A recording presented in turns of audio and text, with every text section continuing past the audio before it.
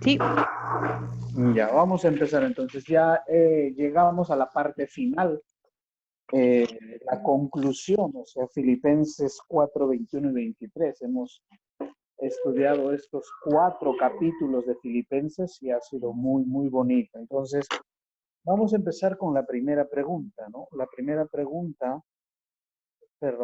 pregunta dice, lea, ¿no? Lea los escasos versículos de esta conclusión y resuma escribiendo la afirmación más significativa. Entonces vamos a leer y vamos a ver, qué es, o sea, qué es lo que nos llama la atención en este resumen.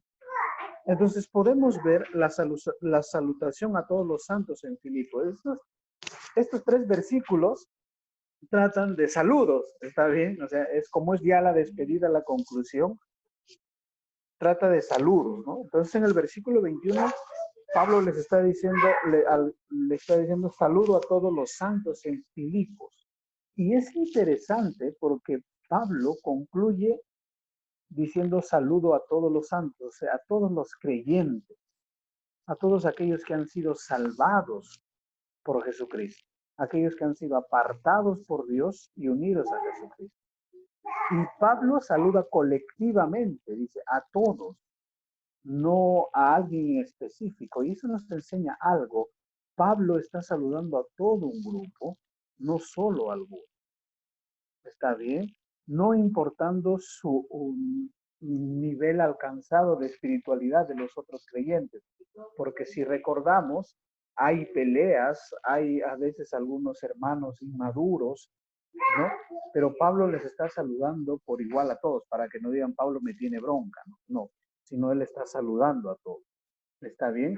Y lo interesante es también que acá va a utilizar, dice, ¿no? Saludo de los hermanos también, de los que están conmigo.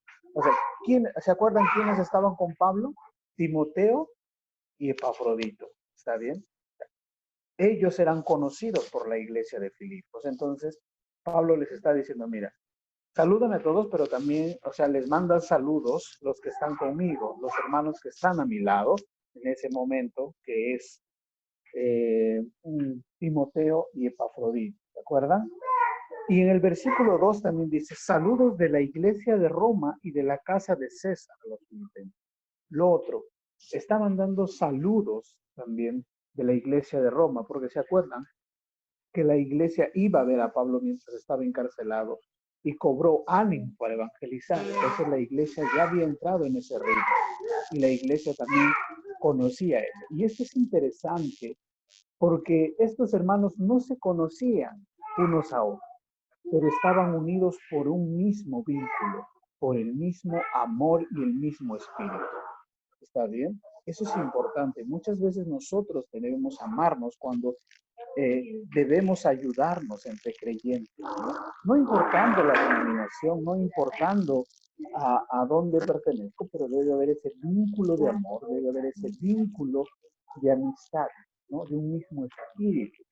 ¿Está bien? Entonces, Pablo está haciendo eso. Está bien, está animando. Saludos de la iglesia de Roma.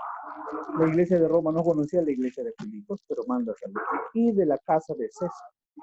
Y es interesante porque recuerden que Pablo paraba encadenado a los soldados, a los sirvientes, y por ende también Pablo, recuerden que, como dijimos anteriormente, él aprovechaba y evangelizaba a ellos, ¿no? Y había gente que se había convertido.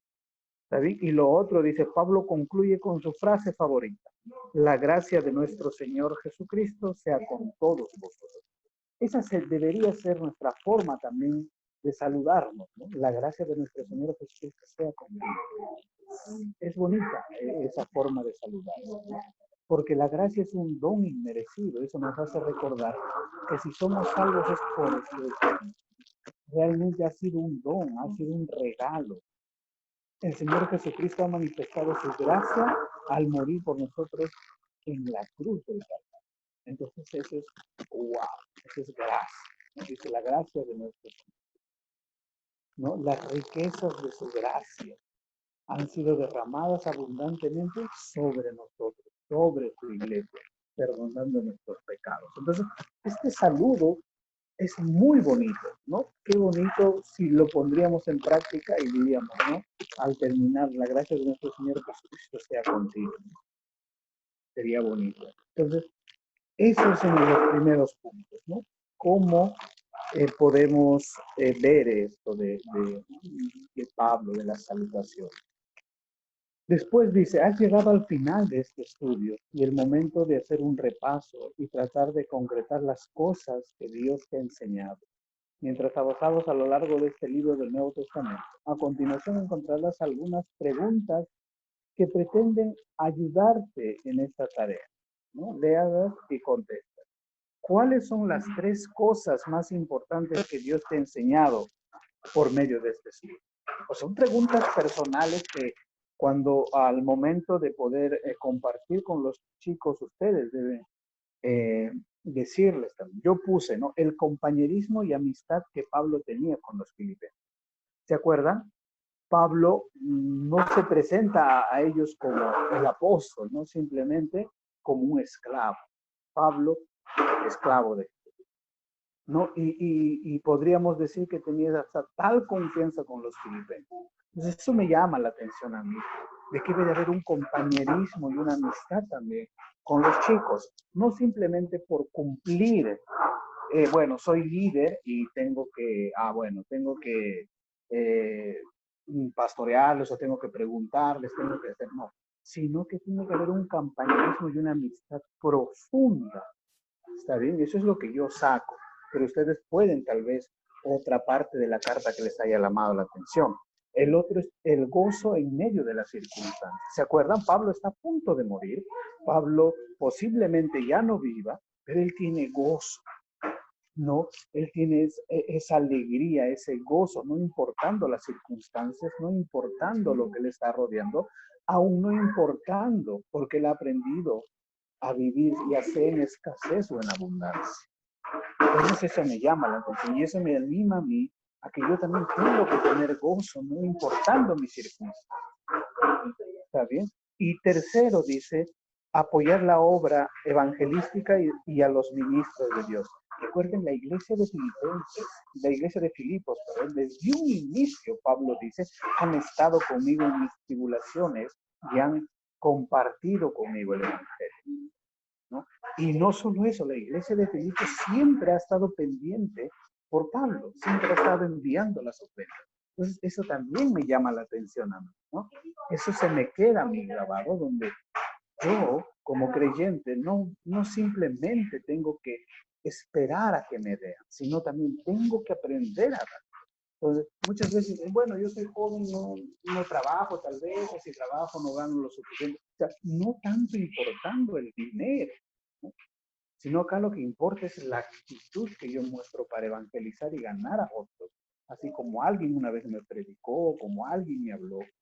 Y no solo eso, sino también sustentar y apoyar a los ministros de Dios, aquellos que se dedican fielmente a predicar la palabra. ¿Está bien? Entonces, eso también me enseña acá. ¿Qué más podemos ver? La 3 dice, ¿qué has aprendido en este estudio acerca de Dios Padre? Su persona, su carácter, su actitud hacia ti y hacia el mundo.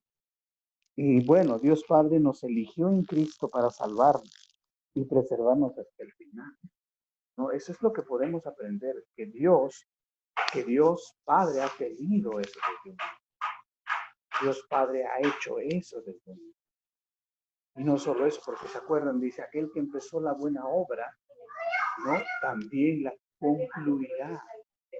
Eso es maravilloso. Eso me habla del carácter de Dios.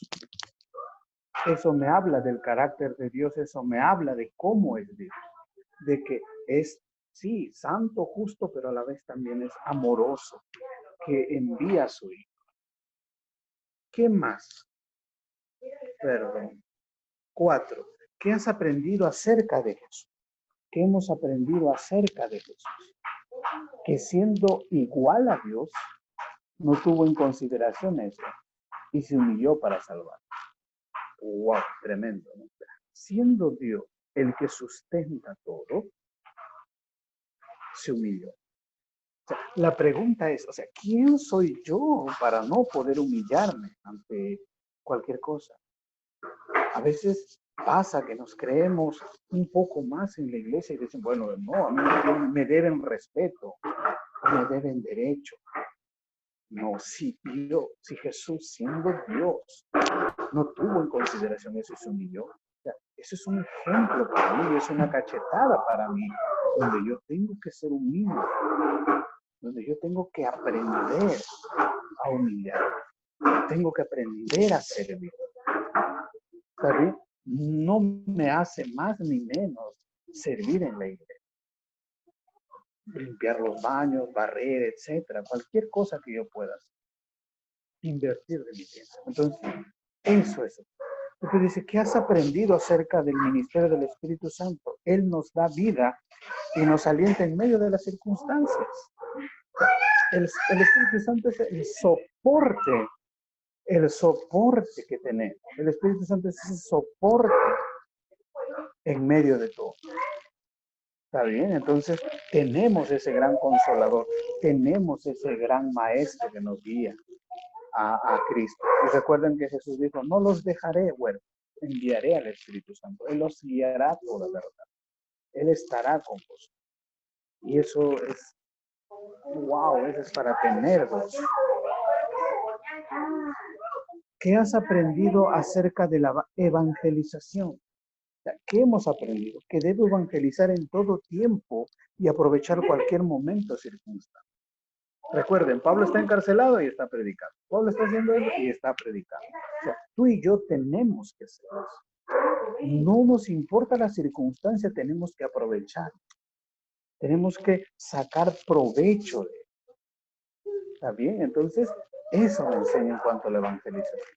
¿Qué más? ¿Qué has aprendido acerca de la vida cristiana? Que en medio de las pruebas o circunstancias que me encuentre, siempre puedo tener gozo en Cristo. Entonces, eso yo aprendo de la vida cristiana. Esta carta me enseña a tener gozo en Cristo en medio de mis circunstancias, en medio de mis momentos difíciles. Yo puedo tener gozo, pero en Cristo. Eso es sorprendente.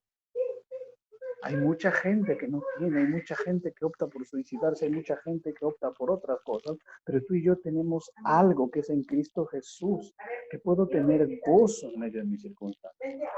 Pero muchas veces pasa que nos olvidamos. Muchas veces pasa que miramos y dejamos de ver a nuestro Salvador y nos enfocamos en nuestros problemas, nos enfocamos en el momento y la circunstancia y desviamos la mirada.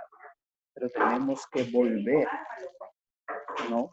Tenemos que volver y tenemos que entender que mi gozo viene de Cristo, no de mis circunstancias.